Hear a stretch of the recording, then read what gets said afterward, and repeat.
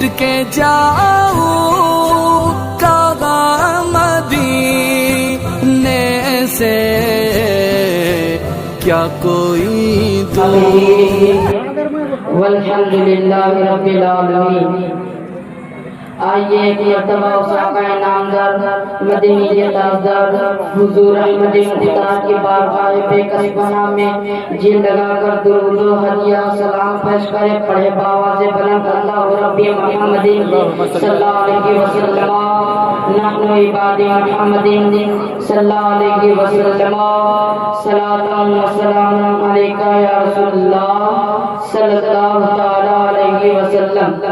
اللہ تعالیٰ قرآن مجید میں ارشاد فرماتا ہے، لَقَدْ جَاءَكُمْ رَسُولٌ مِّنْ أَنفُسِكُمْ، بے شک کہ تمہارے پاس تمہیں میں سے رسول تشریف لے آئے۔ مٹ گئے مٹتے ہیں مٹ جائیں گے آدھا تیرے، مٹ گئے مٹتے ہیں مٹ جائیں گے آدھا تیرے، نہ مٹا ہے نہ مٹے گا کبھی چرچا تیرا، نہ مٹا ہے نہ مٹے گا کبھی چرچا تیرا۔ آج ہم مصطفیٰ جان رحمت صلی اللہ علیہ وسلم کا ذکر کرنے آئے ہیں۔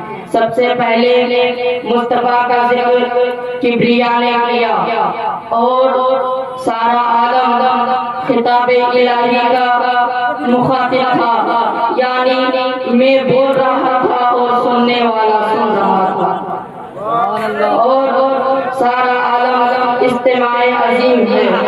خدا میلاد مصطفیٰ فرما رہا ہے۔ معلوم ہوا کہ کسی مجمع میں مصطفیٰ کا ذکر فرمانا خدا کی سنت ہے، اور مصطفیٰ کا ذکر فرمانا انمٹ چیز ہے، یعنی اس کو کوئی مٹا نہیں سکتا۔ دوسری بات یہ ہے کہ ذکر کرنے کے لیے ذاکر کی ضرورت ہے، جس طرح فعل فاعل کے بغیر وجود میں نہیں آ سکتا، اسی طرح کوئی ذکر ذاکر کے بغیر نہیں ہو سکتا، اسی طرح کوئی ذکر ذاکر کے بغیر نہیں ہو سکتا۔ ایک ہے ذکر خدا اور ایک ہے ذکر مصطفیٰ۔ خدا کا ذکر مخلوق کرتی ہے اور مصطفیٰ کا ذکر خالق کائنات ہے۔ ایک دن آنے والا ہے جس دن جب فنا ہو جائیں گے، نہ ذاکر رہے گا نہ ذکر رہے گا۔ ارشاد ربانی ہے کہ کل من علیہا فان ویبقی وجہ ربک ذو الجلال والاکرام۔ ساری کائنات فنا ہو جائے گی لیکن مصطفیٰ کا ذکر باقی رہے گا، لیکن مصطفیٰ خدا کا ذکر باقی رہے گا۔ پتہ چلا کہ نہ خدا کا ذکر مٹ سکتا ہے نہ مصطفیٰ کا ذکر مٹ سکتا ہے۔ مصطفیٰ کا ذکر مٹانے والا خود ہی مٹ جائے گا، اس لیے تو کہتے ہیں کہ مٹ گئے مٹتے ہیں مٹ جائیں گے آدھا، مٹ جائیں گے آدھا، مٹ گئے مٹتے ہیں مٹ جائیں گے آدھا تیرے، نہ مٹا ہے نہ مٹے